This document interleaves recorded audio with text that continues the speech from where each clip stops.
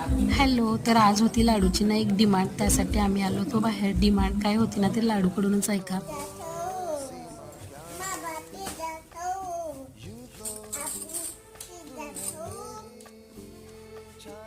काय खायचंय?